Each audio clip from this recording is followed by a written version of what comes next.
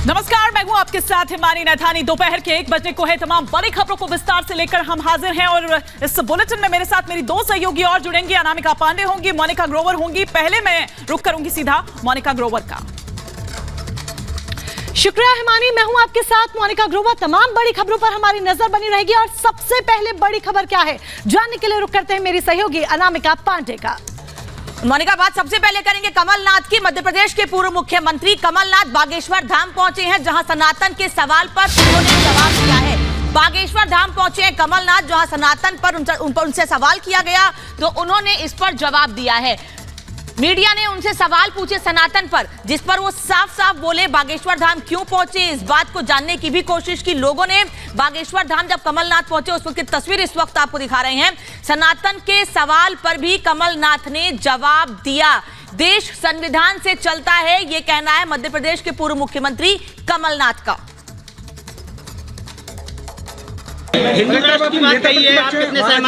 हमने देखिए, भारत जो है, भारत अपने संविधान के अनुसार चलता है। बाबा साहब अम्बेडकर ने संविधान बनाया था, जो संविधान हिंदू राष्ट्र लेकर जो संविधान भारत का है, वही संविधान भारत का है। मैंने छिंदवाड़ा में सबसे बड़ा हनुमान मंदिर बनाया है, 101 फुट से भी ऊंचा। मैं हनुमान जी के दर्शन करने, प्रार्थना करने आया था कि मध्य प्रदेश का भविष्य सुरक्षित रहे। आज मध्य प्रदेश में जो चुनौतियां हैं, इन चुनौतियों का सामना हम सब मिलकर करें। महाराज जी ने आशीर्वाद मुझे आवश्यक दिया और वो सबको आशीर्वाद देते हैं। और एक और बड़ी खबर जो आ रही है वो स्वामी प्रसाद मौर्य के बयान से जुड़ी हुई है। आपको बता दें कि लगातार स्वामी प्रसाद मौर्य की ओर से जो विवादित बयान है वो सामने आ रहे हैं। साधु संतों को लेकर कुछ टिप्पणी करते हैं। इधर बाबा बागेश्वर को लेकर अगर कहें तो स्वामी प्रसाद मौर्य की ओर से ये कहा गया है कि बागेश्वर बाबा के पास किसी तरह की कोई सिद्धि नहीं है। ये बड़ी खबर जो इस वक्त आ रही है, स्वामी प्रसाद मौर्य का ये बयान जो बाबा बागेश्वर पर सामने आया है और ये कह रहे हैं स्वामी प्रसाद मौर्य कि किसी तरह की कोई सिद्धि बाबा बागेश्वर पर नहीं, बाबा बागेश्वर की नहीं है। बाबा बागेश्वर को लेकर दरअसल उनसे सवाल पूछा गया था और इसी को लेकर उन्होंने कहा कि अगर सिद्धि है तो चीन को भस्म करके दिखाएं। हम केवल इतने ही कहते हैं कि अगर वो चमत्कारी बाबा है तो वहीं बैठे बैठे चीन को भस्म करते, रोज बॉर्डर पर सलाह करके परेशान करता रहता भारत को। करवा दो। और सुजाता का रुख कर लेते हैं। बागेश्वर धाम से सुजाता हमारे साथ जुड़ी हुई हैं। सुजाता, लगातार तस्वीर कल से आप पहुंचा रही हैं। कमलनाथ जब पहुंचे वहां पर तो वो सनातन के सवाल पर कह रहे हैं देश संविधान से चलेगा, लेकिन हाजिर लगाने पहुंचे वहां पर वो। देखिए अनामिका, हिमानी और मोनिका, देखिए अभी चुनावी साल है तो इसीलिए आशीर्वाद तो सबको चाहिए, लेकिन जब हिंदू राष्ट्र का सवाल पूछा गया तो उन्होंने कहा कि देश संविधान के साथ ही चलेगा। हालांकि अंदर जाकर उनकी महाराज जी से काफी देर तक मुलाकात भी चली थी। अब हमें नहीं मालूम कि अंदर भेंट के दौरान क्या उन्होंने कहा, कि क्या वो इस बात में समर्थन करते हैं, क्योंकि यहाँ बाकायदा समागम चल रहा है और इस बीच लगातार प्रतिक्रियाएं भी आ रही है। इस वक्त हम यहाँ मौजूद हैं, आप तस्वीरें देखिए। आज से यानी 13 तारीख से 19 तारीख तक यहाँ एक महायज्ञ चल रहा है। अलग अलग रोज कार्यक्रम होंगे, और बड़ी तादाद में यहाँ पे श्रद्धालु भी पहुंचे हुए हैं। उनसे भी हम बात करने की कोशिश करते हैं। सबसे पहले आप बताइए, आप कहाँ से आए हैं? अमरावती। अच्छा, आज यहाँ क्या करने आए हैं? दर्शन। आप ये बताइए कि क्या महिमा है इस दरबार की, क्या मान्यता सुनकर आप यहाँ पे? सब बात सच लगती है तभी आए हैं। है, आप ये बताइए कि सबसे पहले कहाँ पर नंबर लगता है, क्या करते हैं, क्या बताया जाता है आपको? यहाँ पर जो बताया जाता है वो सच बताया जाता है। मैं भी मानता रखता हूँ कि मैं ग्वालियर से चल के यहाँ तक पैदल आया हूँ। चलकर आए हैं? ग्वालियर से आया हूँ, ग्वालियर से। आप ये बताइए क्या सुनकर आप यहाँ हैं, क्या समस्या है? मैं काफी टाइम से जुड़ा हुआ हूँ बागेश्वर धाम से, और मैं मतलब जो भी इसकी महिमा देखी है वो सब मैंने खुद महसूस किया है कि मतलब यहाँ से मुझको बहुत रिलीफ मिला है। मैं भी काफी टाइम से परेशान था तो यहाँ से आ रहा हूँ और मुझे सब कुछ मतलब अच्छा महसूस हो रहा है। आज तो पूर्व सीएम कमलनाथ जी भी थोड़ी देर पहले आए थे, थोड़ी देर पहले कमलनाथ जी भी आए थे। नहीं, हम तो यहाँ पहली बार आए। नहीं, कमलनाथ जी जो पूर्व सीएम है वो भी आए थे यहाँ पर, और जब उनसे पूछा गया कि यहाँ हिंदू राष्ट्र बनाने की चर्चा हो रही तो उन्होंने कहा कि देश तो संविधान से चलेगा। नहीं, एक्चुअली ये सनातन धर्म है और हम चाहते हैं कि हिंदू राष्ट्र बने। हाँ, क्योंकि हम एक लगता है कि हर पार्टी को आशीर्वाद चाहिए बाबा बागेश्वर का। नहीं, हम तो सनातन के हिसाब से चलेंगे ना। श्री राम जो पार्टी को आशीर्वाद चाहिए, इसीलिए कमलनाथ जी आए। हाँ, हर पार्टी को देना चाहिए। कमलनाथ जी आए तो आप क्या कहेंगे? उनको भी लग रहा है कि अब बाबा बागेश्वर ही जीत दिलाएंगे। मैम एक्चुअली देखिए, हमें तो इस चीज को देखना है कि हमारे लिए हमारे बालाजी बागेश्वर राम सरकार लड़ रहे हैं और जो मुद्दा उन पे लगाया गया है मुकदमा, वो तो सरासर अन्याय हो रहा है। और जो बालाजी की सुंदर कही गई बात है कि भारत को हिंदू राष्ट्र बना दिया जाए, तो ये तो बहुत ही उत्तम और बहुत ही अच्छी बात है। बहुत से लोग हैं और हम समझने की कोशिश करते हैं। ये बताइए, आपकी अर्जी लग गई? अर्जी नहीं लगा है हमारा। हम तो आया है, वो कामरू से आया है, कामरू से आया है, कामरू से आया है, कामरू। हाँ, नोटिस से आया है। क्या सुनकर? हमारा सुन के मतलब बाबा के मतलब कार्यक्रम डेली सुबह में देखता है कि मतलब कि बाबा के महाराज के मतलब डेली कार्यक्रम देखता है कि हम तो बहुत मतलब कि हमारा फैमिली ऐसा है कि मतलब कि बहुत दिन से बीमार है, हम भी बीमार है, इसलिए हम कामरू को बाबा के नाम पीड़ाएं लेकर ज्यादातर लोग यहाँ पर आते हैं। जरा आप इधर आइए, ये बताइए यहाँ व्यवस्था क्या है, कैसे कैसे नंबर लगता है लोगों का? हमारे परिवार में व्यवस्था है, नंबर कैसे हमारे समाज में, हमारे राष्ट्र में किसी प्रकार नंबर अर्जी कैसे लगती है यहाँ पे? हमको जानकारी नहीं है। हम निकलता है, टोकन निकलता है, वहाँ पर टोकन निकलता है। अभी फरवरी का हो चुका है, मार्च का अभी चालू होने का, मार्च में होगा टोकन। बाबा जी कैसे बताते हैं कि आप आइए और आप ये किस हिसाब से? टोकन निकलता है, टोकन पर डाले जाते हैं, फिर उसमें टोकन निकल जाता है। लेकिन वो तो ये कहते हैं कि हम किस आशीर्वाद से बस ऐसे ही देख लेते हैं, पर्दे के पीछे भी देख लेते हैं। ये रियल हनुमान जी की कृपा है। अच्छा है, तो मतलब पहले से कुछ फिक्स नहीं होता है? नहीं, पहले से कुछ फिक्स नहीं? पहले से कुछ नहीं है। बाबा 3-4 लोगों की भीड़ में ही बुला लेते हैं जिसको उनको बुलाना होता है। हाँ, आपको बुलाया कभी? नहीं, मेरा तो अभी नंबर नहीं आया, अर्जी नहीं अभी लग नहीं पाई मेरी।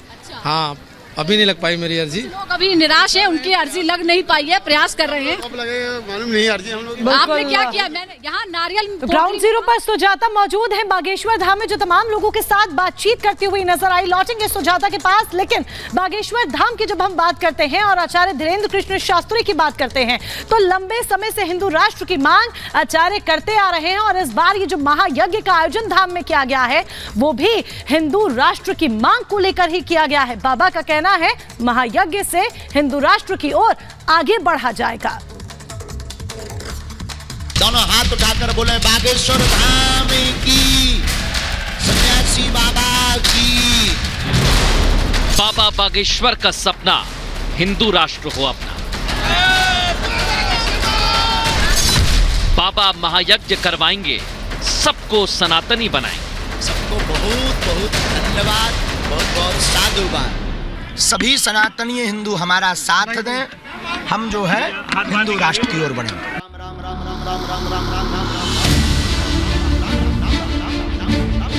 बागेश्वर धाम के पीठाधीश्वर पंडित धीरेन्द्र कृष्ण शास्त्री हिंदुस्तान को हिंदू राष्ट्र बनाने के अपने संकल्प को हर हाल में पूरा करने में जुटे हुए हैं। पहले उन्होंने इसके लिए साधु संतों का साथ मांगा, प्रयागराज पहुंचकर गंगा में डुबकी लगाई और अब वो हिंदू राष्ट्र की कल्पना को सच करने के लिए महायज्ञ कराने जा रहे हैं।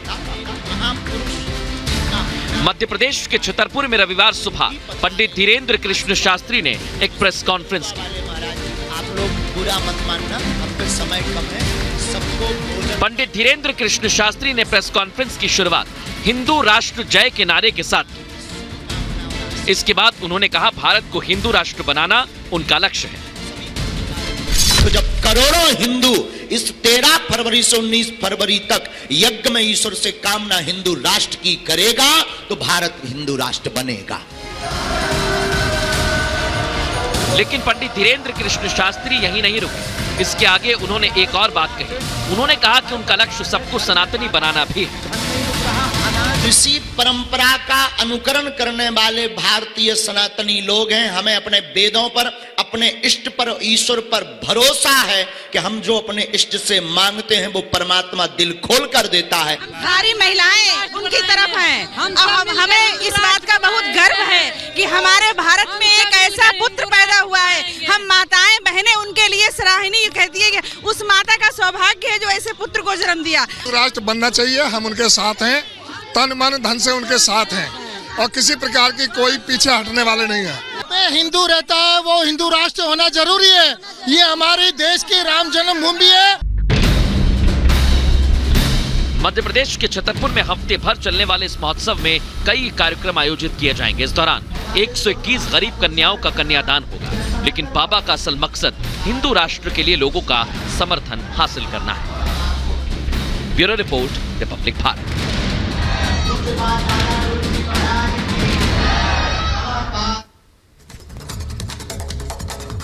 तो लगातार बागेश्वर धाम से तस्वीरें आप तक हम पहुंचा रहे हैं। सुजाता लोगों से भी बातचीत कर रही हैं। सुजाता, क्या मंशा, किस चाहत से लोग वहां पहुंच रहे हैं और कितना भरोसा है बाबा बागेश्वर पर, क्योंकि कई पॉलिटिकल हस्तियां उन पर सवाल भी खड़े कर रही हैं।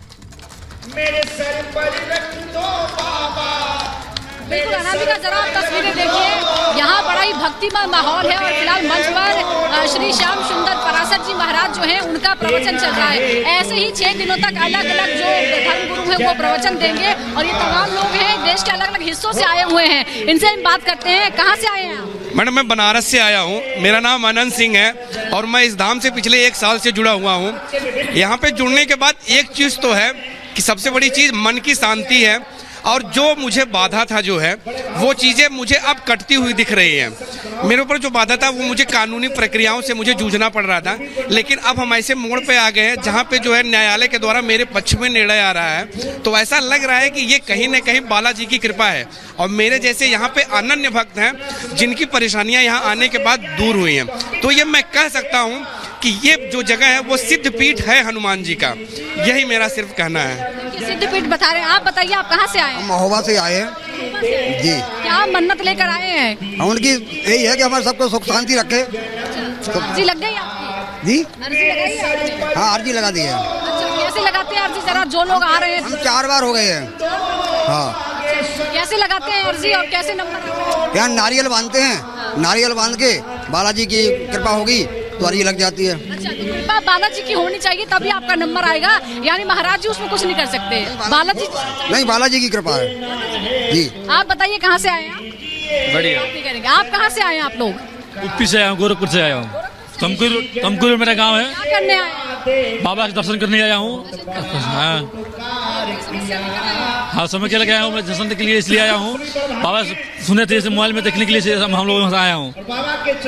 आज से महायज्ञ भी शुरू हो गया है, आप क्या कहेंगे? महायज्ञ चल रहा है अभी, प्रवचन भी चल रहा है। हाँ, हम टीवी में देख के 1 साल से हमने मटन मच्छी खाना छोड़ दिया। टीवी में देख के, मोबाइल चलाना नहीं आता हमको।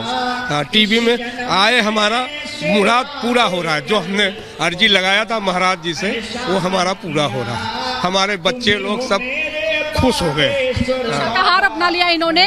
ये महाराज जी को सुनते हैं, अब कह रहे हैं कि टीवी पर ही देखते हैं, यूट्यूब में चलाना आता। आप कहाँ से आए हैं? हम वाराणसी से हैं, बनारस काशी से। प्रवचन सुनते हैं आप महाराज जी के? महाराज के प्रवचन यूट्यूब पर देखते हैं, यहाँ पे सुने हैं, यहाँ भी आए हैं। कल से आए हैं हम लोग। समस्या लेकर आते हैं, आप भी कोई समस्या लेकर आए हैं? समस्या तो कुछ नहीं, बालाजी के दर्शन और महाराज के दर्शन की इच्छा लेकर आए हैं। वो कहते हैं महाराज जी बहुत कम उम्र के हैं, तो भी आपको लगता है कि वो सिद्ध पुरुष हैं? इसमें उम्र की क्या बात है? बालाजी की जिस पर कृपा हो जाए उसमें उम्र की क्या बात है? उनके बागेश्वर बालाजी सब पर कृपा करे, सब अच्छा है।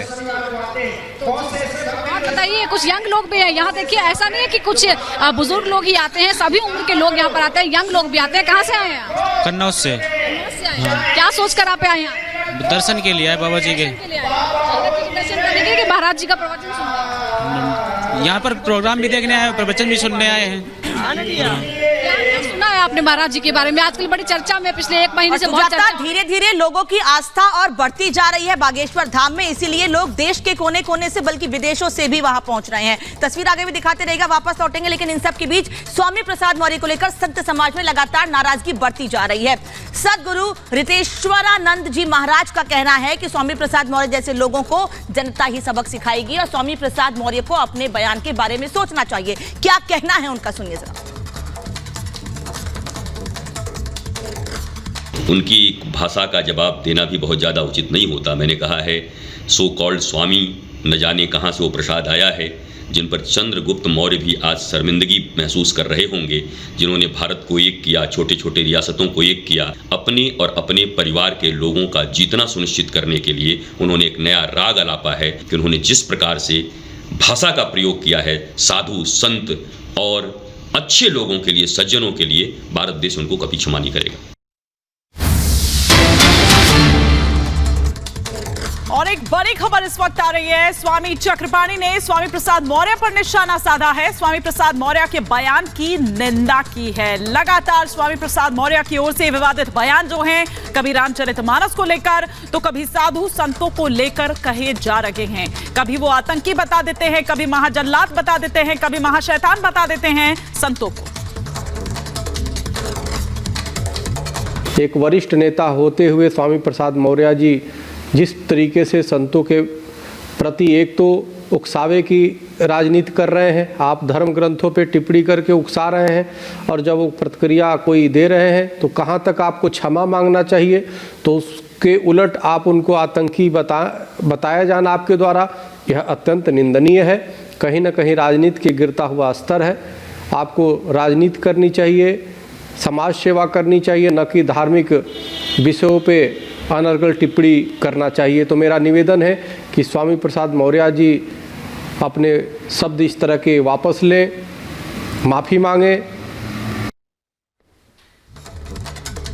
तो स्वामी प्रसाद मौर्य के बयान का हर जगह विरोध किया जा रहा है, चाहे संत समाज हो या बीजेपी हो, लगातार विरोध करती हुई नजर आ रही है। अब राजस्थान बीजेपी अध्यक्ष सतीश पुनिया ने विरोध किया है और कहा है कि ये सस्ती लोकप्रियता है, सस्ती लोकप्रियता के लिए दिया गया बयान है जो स्वामी प्रसाद मौर्य की तरफ से दिया गया है। जिस तरीके से स्वामी प्रसाद मौर्य के जहरीले बोल, विवादित बोल एक के बाद एक सामने आ रहे हैं, संत समाज को लेकर, हिंदू धर्म को लेकर, सनातन को लेकर, उसको लेकर अब निशाना साधते हुए जवाब दिया है राजस्थान बीजेपी अध्यक्ष सतीश पुनिया ने और कहा है कि सस्ती लोकप्रियता के लिए दिया गया ये बयान है। इन लोगों की फितरत है कि एक सस्ती लोकप्रियता के लिए इस तरीके के बयान देते हैं, लेकिन ये आस्था का अपमान है और इसका फैसला जनता करती है और किया ही है। उत्तर प्रदेश में तो योगी जी को इतना बड़ा मैंडेट दिया तो आस्था के कारण ही दिया है, और जो बाकी लोग इसलिए पीछे रह गए जिनको जनता ने नकार दिया, क्योंकि इस तरीके के बयानबाजी और इस तरीके का आचरण, ये इस तरीके के नेताओं का चरित्र है। इसलिए मुझे लगता है कि ये तो बिल्कुल शीशे की तरह साफ है कि यहाँ जो देश के आस्थावान लोग हैं वो पूरी मजबूती के साथ में भारतीय जनता पार्टी के साथ में और धर्म और आस्था के साथ खड़े हैं। और आइए अब आपको बताते हैं कि समाजवादी पार्टी के राष्ट्रीय महासचिव यानी कि स्वामी प्रसाद मौर्य ने रामचरितमानस हो या फिर साधु संत हो, उनको लेकर क्या टिप्पणी की थी। हमने तो जिस दिन सिर काटने और कलम करने की बात की थी, 30 लाख 51 लाख देने की बात की थी, हमने तो कहा, मैं अभी भी पढ़ता था, सुनता था कि लोग ऋषि मुनि साधु सन्यासी कर पहले तो गुस्सा होते नहीं, और कभी उनको गुस्सा हुआ तो श्राप देते थे, बैठे बैठे जाते थे। लेकिन आजकल के बाबाओं के पास, आजकल के साधु सन्यासियों संतों के पास अपने जप और तप पे भरोसा नहीं है, उनको विश्वास नहीं रह गया, उनको अपने आराध्य पर विश्वास नहीं है, इसीलिए श्राप देने की हैसियत में नहीं। वैसे तो अपने बयानों को लेकर हमेशा विवादों में रहते हैं शफीकुर रहमान भट्ट, जो कि समाजवादी पार्टी के सांसद हैं, लेकिन मौलाना मदनी के बयान पर उन्होंने ऐतराज जताया है। मौलाना मदनी ने मन से जो बात कल कही थी उस पर ऐतराज जताया है और उन्होंने कहा है कि मदनी जो बयान दे रहे हैं उससे वो इत्तेफाक नहीं रखते हैं। उनका कहना है कि आपस में इससे विवाद पैदा होगा, मदनी ने जो बात कही है वो ठीक नहीं है। क्या कहना है शफीकुर रहमान भट्ट का, सुनिए। इस्लाम में तो अल्लाह है जी, और वो ओम, हिंदू साहिबान जो है उसको मानते हैं, तो उनका मजहबी एतबार से अलग-अलग है। जो सारे जहान का मालिक है रब्बुल आलमीन है, वो भी उसको मानते होंगे, तो हम तो बहरहाल अल्लाह को मानते हैं। इससे आपस में डिस्प्यूट पैदा होगा, इख्तिलाफ पैदा होगा, आपस में बजाय मुल्क में एकजहती के बजाय इंतशार पैदा होगा। मेरे नज़दीक तो ये बात मुनासिब नहीं है जो उन्होंने बात कही है।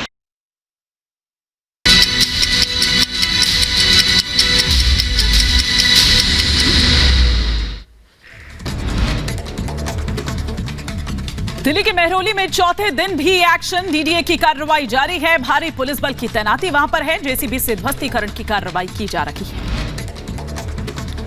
अतिक्रमण के खिलाफ ये कार्रवाई है। कार्रवाई के खिलाफ लोगों ने हंगामा किया है, सड़कों पर उतरे हैं लोग। प्रशासन के खिलाफ नारेबाजी की गई।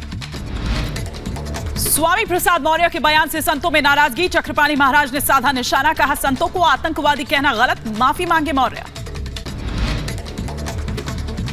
एशिया के सबसे बड़े एरो शो की शुरुआत बेंगलुरु में। एरो इंडिया 2023 का उद्घाटन पीएम मोदी ने शुभारंभ किया। राजनाथ सिंह भी मौजूद रहे। एरो शो में दिखी आत्मनिर्भर भारत की झलक। प्रदर्शनी में भारतीय एमएसएमई और स्टार्टअप कंपनीज भी शामिल। एरो इंडिया शो के कार्यक्रम में बोले प्रधानमंत्री नरेंद्र मोदी, कहा देश आज नई ऊंचाइयों को छू रहा है और पा रहा है। एयर इंडिया के समारोह में बोले प्रधानमंत्री मोदी, कहा आत्मनिर्भर भारत की ताकत लगातार बढ़ रही है। बेंगलुरु का आसमान बना सामर्थ्य का साक्षी। बेंगलुरु में आज से एशिया का सबसे बड़ा एयर शो। 5 दिनों तक ये कार्यक्रम चलने वाला है। समारोह में रक्षा मंत्री राजनाथ सिंह भी शामिल हुए। उत्तर प्रदेश के जौनपुर में पुलिस और पशु तस्करों में हुई मुठभेड़। पुलिस ने 3 पशु तस्करों को किया गिरफ्तार। तस्करों से तमंचा, कारतूस, मोबाइल फोन बरामद किए गए। यूपी के बदायूं में तेज रफ्तार बाइक अनियंत्रित होकर कार से टकराई। हादसे में 3 लोग घायल हुए। घटना सीसीटीवी में कैद। उत्तर प्रदेश के कुशीनगर में शादी के जोड़े में लटका मिला दुल्हन का शव। जयमाला के बाद घर से गायब हो गई थी दुल्हन। पुलिस मामले की जांच में जुटी। यूपी के बलिया में सीएमएस ने जारी किया फरमान। सीएमएस कार्यालय के बाहर वीडियो और फोटोग्राफी पर लगाया गया बैन। वीडियो और फोटोग्राफी करने पर होगी 2 साल की सजा। उत्तर प्रदेश के मुजफ्फरनगर में अवैध देशी तमंचे से युवक ने की फायरिंग। युवक ने इंस्टाग्राम पर अपलोड किया वीडियो वायरल होने के बाद पुलिस ने मामला दर्ज किया।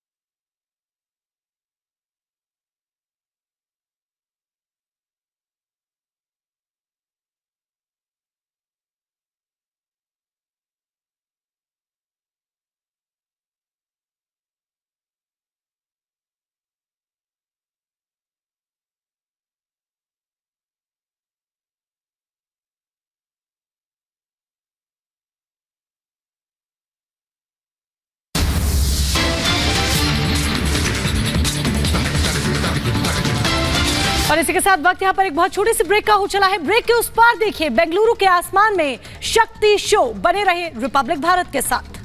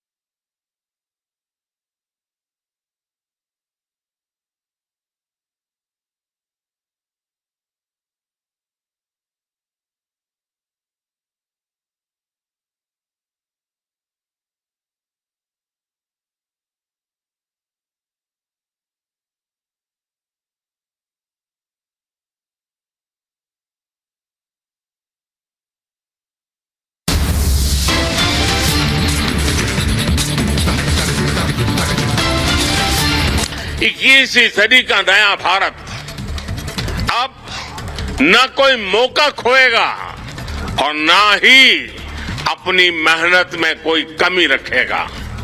हम कमर कस चुके हैं। बेंगलुरु में एशिया के सबसे बड़े एरो इंडिया शो का प्रधानमंत्री नरेंद्र मोदी ने किया उद्घाटन। पीएम मोदी बोले, आज का भारत फाइटर पायलट की तरह सोचता है। बजट सत्र के आखिरी दिन राज्यसभा और लोकसभा में विपक्ष का भारी हंगामा। अडानी पर हंगामे के बाद राज्यसभा की कार्यवाही स्थगित, लोकसभा की कार्यवाही जारी। कांग्रेस नेता आचार्य प्रमोद कृष्णम का मदनी पर हमला, कहा धर्म संभाव के लिए दिलों को मिलना पड़ेगा, सिर्फ हाथ मिलाने से नहीं बनेगी बात। मौलाना रशीदी ने किया मदनी के बयान का समर्थन। दिल्ली के जहांगीरपुरी हिंसा मामले में दिल्ली पुलिस को मिली बड़ी सफलता। हिंसा मामले में पुलिस ने फरार आरोपी सलमान को किया गिरफ्तार।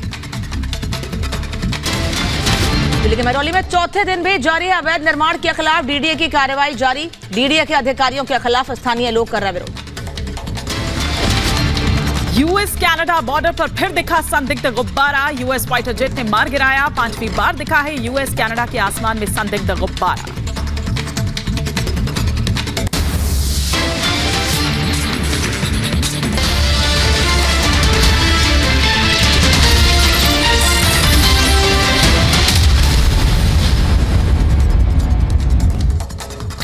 आसमान में आज आत्मनिर्भर भारत की गर्जना देखने को मिली। प्रधानमंत्री नरेंद्र मोदी ने एरो इंडिया 2023 का उद्घाटन किया और इसी से जुड़ी 25 तस्वीरें देखिए मेरी सहयोगी हिमानी और अनामिका पांडे के साथ।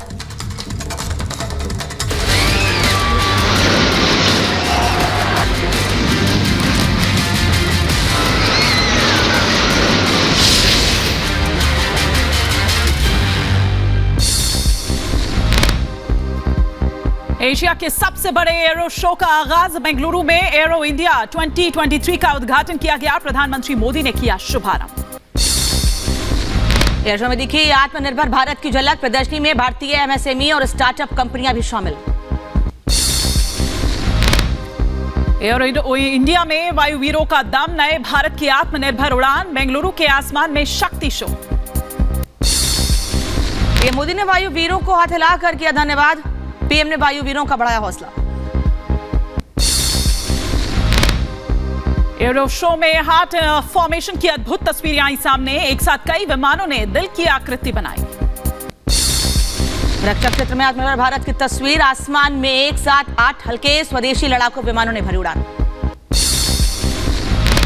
एरो शो में वायुवीरों की दहाड़। सुखोई, तेजस और प्रचंड ने दिखाए करतब। सारंग हेलीकॉप्टर ने आसमान में बिखेरी छटा। दुनिया ने देखी इनकी ताकत। बेंगलुरु के एरो शो में दिखा वायुवीरों का हैरत अंगेज तस्वीर आई सामने। आसमान में बना त्रिशूल फॉर्मेशन। एयर शो में वायुवीरों की दहाड़। एक साथ कई विमानों ने भरी उड़ान। आसमान में ग्लोब मास्टर के पीछे पीछे कई सारंग विमानों ने भरी उड़ान। हिंदुस्तान के वायुवीरों के हुंकार। एरो शो में स्वदेशी तेजस की ताकत। 80 किलोमीटर दूर से टारगेट पर अटैक करने में माहिर। 5300 किलो बम ले जाने में भी सक्षम। स्वदेशी लड़ाकू विमान तेजस की दहाड़। एक साथ 10 टारगेट को ट्रैक करने और उस पर हमला करने में सक्षम। कई मिसाइलों के साथ एक साथ टैकल करने की क्षमता। एरो शो में दिखी लाइट कॉम्बैट हेलीकॉप्टर की झलक। लेटेस्ट वेपन अनगाइडेड मिसाइल से लैस है कॉम्बैट हेलीकॉप्टर। 4000 किलो भार उठाने में भी सक्षम। आसमान में हिंदी के वायुवीरों की दहाड़। स्वदेशी हेलीकॉप्टरों ने प्रदर्शन किया। दक्ष, भीम, रुद्र, प्रचंड और सारंग की उड़ान। एरो इंडिया शो में दिखी हिंदुस्तान की ताकत। लाइट यूटिलिटी हेलीकॉप्टर ने दिखाए करतब। 3150 किलो वजन ले जाने में सक्षम। डिफेंस में आत्मनिर्भर भारत की तस्वीर। घरेलू एविएशन इंडस्ट्री को बढ़ावा। HAL में तैयार 15 हेलीकॉप्टर्स का प्रदर्शन। बेंगलुरु के आसमान में आत्मनिर्भर वायुवीरों का जलवा दिखाया। हेलीकॉप्टर्स का आत्मनिर्भर फॉर्मेशन दिखाई दिया। एयर शो में लाइट कॉम्बैट हेलीकॉप्टर का दिखा दम। भारत में बने हैं ये हेलीकॉप्टर। एरो शो में वायुसेना का पराक्रम। सुखोई 35 फाइटर जेट की उड़ान। आसमान में दिखी अद्भुत तस्वीर। एयर शो में दिखा हिंदुस्तान का दम। सुखोई 35 फाइटर जेट ने आसमान में भरी उड़ान। सेफली लैंडिंग की तस्वीर। एरो शो में अमेरिका के F-21 फाइटर जेट की झलक भी नजर आई। आसमान में बादलों के बीच भरी उड़ान। आसमान में ब्रह्मास्त्र रफाल की उड़ान, हवा से जमीन में कर सकता है हमला, दुश्मन को ढूंढ कर मारने में माहिर है रफाल, परमाणु बम गिराने में सक्षम। एरो इंडिया शो में 80 से ज्यादा देशों ने लिया भाग, 100 विदेशी और 700 भारतीय कंपनी सहित 800 से अधिक रक्षा कंपनीज ले रही हैं भाग। एयर शो में 32 देशों के रक्षा मंत्री, 28 देशों के वायुसेना प्रमुख शामिल। बेंगलुरु के हलंसका का अब तक का सबसे बड़ा एयर शो। एयर शो में स्वदेशी हेलीकॉप्टर प्रचंड की झलक, दुश्मन पर तेज गति से हमला करने में माहिर है प्रचंड, बेहद हल्का और मजबूत।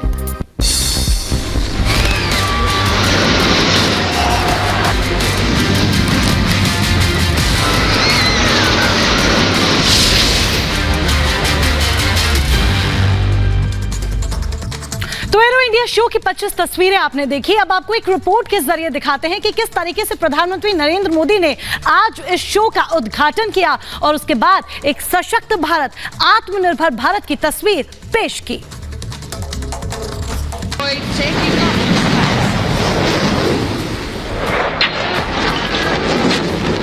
एरो इंडिया केवल एक शो नहीं है, ये इंडिया की स्ट्रेंथ भी है।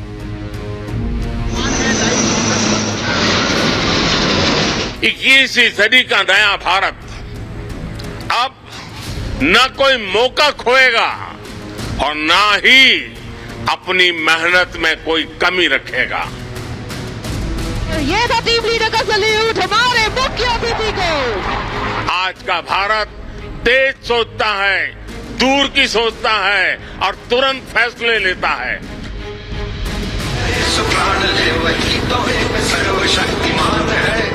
एक ऐसा देश जिससे ऊंचाइयां छूने से डर नहीं लगता।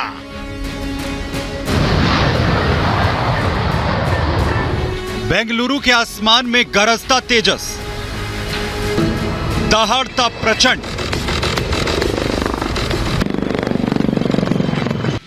और दुनिया के सामने प्रधानमंत्री नरेंद्र मोदी की हुंकार। भारत आज एक पोटेंशियल डिफेंस पार्टनर भी है। ये 21वीं सदी के बदलते भारत की तस्वीर है जो चंद सालों में डिफेंस सेक्टर में इंपोर्टर से एक्सपोर्टर बन गया है। डिफेंस सेक्टर में भारत अभी $1.5 बिलियन का निर्यात कर रहा है, जिसे 2025 तक 5 बिलियन तक पहुंचाया जाएगा। जो देश दशकों से सबसे बड़ा डिफेंस इंपोर्टर था, वो अब दुनिया के 75 देशों को डिफेंस इक्विपमेंट एक्सपोर्ट कर रहा है। बीते 5 वर्षों में देश का निर्यात 6 गुना बढ़ा है। 2021-22 में हमने अब तक के रिकॉर्ड $1.5 बिलियन से ज्यादा के एक्सपोर्ट को, उस आंकड़ों को हमने पार कर लिया है। फ्रेंड्स, आप भी जानते हैं कि डिफेंस एक ऐसा क्षेत्र है जिसकी टेक्नोलॉजी को, जिसकी मार्केट को और जिसके बिजनेस को सबसे कॉम्प्लिकेटेड माना जाता है। इसके बावजूद भारत ने बीते 8-9 साल के भीतर अपने यहां डिफेंस सेक्टर का कायाकल्प कर दिया है। इसलिए हम इसे अभी केवल एक शुरुआत मानते हैं। हमारा लक्ष्य है कि 2024-25 तक हम एक्सपोर्ट के इस आंकड़े को $1.5 बिलियन से बढ़ाकर $5 बिलियन तक ले जाएंगे। पीएम मोदी ने दुनिया के सामने make in India, make for the world का विजन पेश किया। भारत में बन रहे लड़ाकू विमानों और हथियारों का जिक्र किया। कहा कि हिंदुस्तान कमर कस चुका है और अब कोई मौका नहीं गंवाएगा। 21वीं सदी का नया भारत अब न कोई मौका खोएगा और न ही अपनी मेहनत में कोई कमी रखेगा। हम कमर कस चुके हैं। हम रिफॉर्म्स का रास्ते पर हर सेक्टर में रिवॉल्यूशन ला रहे हैं। हिंद के विकास की उड़ान को पीएम मोदी ने फाइटर पायलट से जोड़ा। संदेश दिया कि आज का भारत न केवल दूर की सोचता है, बल्कि फाइटर पायलट की तरह तुरंत फैसला भी लेता है। अमृत काल का भारत एक फाइटर पायलट की तरह आगे बढ़ रहा है। एक ऐसा देश जिससे ऊंचाइयां छूने से डर नहीं लगता, जो सबसे ऊंची उड़ान भरने के लिए उत्साहित है। आज का भारत तेज सोचता है, दूर की सोचता है और तुरंत फैसले लेता है। ठीक वैसे ही जैसे आकाश से उड़ान भरने वाला एक फाइटर पायलट करता है। पीएम मोदी के न्यू इंडिया के भाषण में न्यू इंडिया का विजन भी दिखा। उन्होंने कहा कि आज के भारत को ऊंचाई छूने से डर नहीं लगता, क्योंकि देश में निर्णायक सरकार है जिसकी नीति और नीयत दोनों साफ हैं।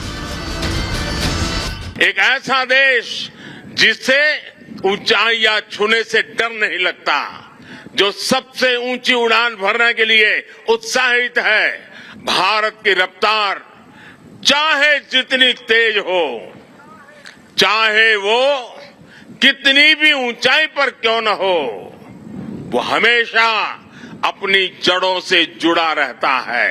उसे हमेशा ग्राउंड सिचुएशन की जानकारी रहती है। यही तो हमारे पायलट भी करते हैं। एरो इंडिया की गगनभेदी गर्जना में भी भारत के रिफॉर्म, परफॉर्म और ट्रांसपोर्ट की गूंज है। आज भारत में जैसी निर्णायक सरकार है, जैसी स्थायी नीतियां हैं, नीतियों में जैसी साफ नीयत है, वो अभूतपूर्व है। The runway to a billion opportunities theme पर आयोजित एयर शो के जरिए पीएम मोदी ने दुनिया के सामने बदलते भारत की सोच रखी, हिंदुस्तान की नई ऊंचाई के संकेत दिए, बढ़ती ताकत का एहसास भी कराया।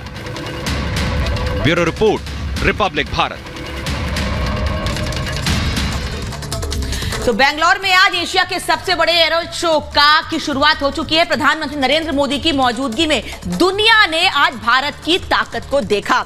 रुद्र और प्रचंड जैसे हेलीकॉप्टर्स ने ताकत दिखाई और प्रधानमंत्री ने भी ये साफ कहा कि आज भारत की ताकत पूरी दुनिया देख रही है। इस रिपोर्ट में देखिए और समझिए कि कैसे आज भारतीय वायुसेना ने अपना दमखम दिखाया बेंगलोर।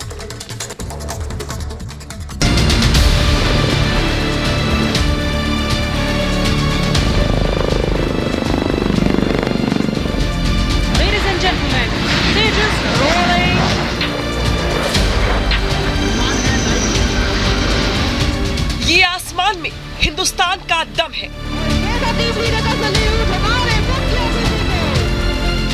ये आकाश में भारत की गर्जना है। ये हिंद का दुश्मनों को सीधा संदेश है। दुनिया देख ले, समझ ले, हिंदुस्तान की ताकत को पहचान ले। हिंदुस्तान की पावर उसके लड़ाकू विमान ही नहीं, उसके स्वदेशी हेलीकॉप्टर भी है। जब वो आसमान में उड़ान भरते हैं तो हिंद की तरफ बुरी नजर डालने वालों की सांसें थम जाती हैं। ये प्रचंड है, जो भारत वायुसेना के बेड़े में शामिल उसका सबसे नया महाबली है। एयर इंडिया शो में जब प्रचंड ने उड़ान भरी तो आसमान में अद्भुत नजारा था। मौत अंत है नहीं तो मौत से भी क्यों डरे, ये जाके आसमान में दहाड़ दो। हर किसी की नजरें उस पर ठहर गई। प्रचंड आसमान में कलाबाजी दिखा रहा था तो नीचे बैठे प्रधानमंत्री मोदी ताली बजाकर उसका स्वागत कर रहे थे। प्रचंड कभी आसमान की बुलंदियों को छू रहा था तो कभी गोता लगाकर किसी बाज की तरह नीचे आ रहा था। आसमान में प्रचंड की इस ताकत को देखकर हर हिंदुस्तानी का सीना फक्र से चौड़ा हो रहा था। प्रचंड हर कंडीशन में दुश्मनों पर हमला करने का मादा रखता है। इसकी कैनन से हर मिनट में 750 गोलियां दागी जा सकती हैं। ये एंटी टैंक और हवा में मारने वाली मिसाइलों से भी लैस किया जा सकता है। प्रचंड 268 किलोमीटर प्रति घंटे की रफ्तार से उड़ान भर सकता है। इसमें 1430 हॉर्स पावर के 2 इंजन लगे हैं। ये एक बार में 1750 किलो वजनी हथियार ले जा सकता है। प्रचंड के बाद भारत में बने लाइट यूटिलिटी हेलीकॉप्टर ने आसमान में उड़ान भरी और अपने करतब दिखाए। ये हेलीकॉप्टर सेना के लिए काफी मददगार साबित होते हैं। ये हेलीकॉप्टर जमीनी हमले, हवाई हमले, सैन्य रसद, चिकित्सा सामान पहुंचाने के अलावा परिवहन में भी मदद करते हैं। स्वदेशी हेलीकॉप्टर ध्रुव ने भी एयर इंडिया शो में अपना कमाल दिखाया। ध्रुव हेलीकॉप्टर को भी हिंदुस्तान एरोनॉटिक्स लिमिटेड ने बनाया है। ध्रुव एक यूटिलिटी हेलीकॉप्टर है। एयरफोर्स के पास इस वक्त 130 ध्रुव हेलीकॉप्टर है। इसे 2020 में इंट्रोड्यूस किया गया था। 2 क्रू मेंबर्स के साथ ये 12 लोगों को ले जा सकता है। इसका सेल्फ डिफेंस बेहतरीन माना जाता है। करीब 16 मीटर लंबाई वाले इस हेलीकॉप्टर को नेवी एक साथ लगाए जा सकते हैं। प्रधानमंत्री मोदी ने आसमान में ही नहीं, जमीन पर भी इन स्वदेशी हेलीकॉप्टर्स की ताकत देखी और जाना कि इनके रहते हिंदुस्तान कितना महफूज है। Bureau report, Republic Bharat. तो एरो शो 2023 की हम बात कर रहे हैं, तस्वीरें आपको दिखा रहे हैं और पहली बार दुनिया ने देखी है। यहाँ पर देखिए जो स्वदेशी हमारे जो हेलीकॉप्टर्स थे, जो फाइटर जेट्स थे, उनकी गर्जना, वो आत्मनिर्भर भारत जिसकी तस्वीर आज बेंगलुरु में दिखाई दी। और यही कारण है कि प्रधानमंत्री नरेंद्र मोदी ने अपने संबोधन में ये बातें कही भी कि आप ये देखिए कि इससे पहले जब भी एरो शो हुए तो वो सिर्फ एक एरो शो थे, लेकिन आज का ये एरो शो ये बता रहा है कि किस तरह से भारत एक ताकत बनकर उभर रहा है। इसी से जुड़ी एक रिपोर्ट आपको दिखाते हैं। Ladies and gentlemen, stages rolling.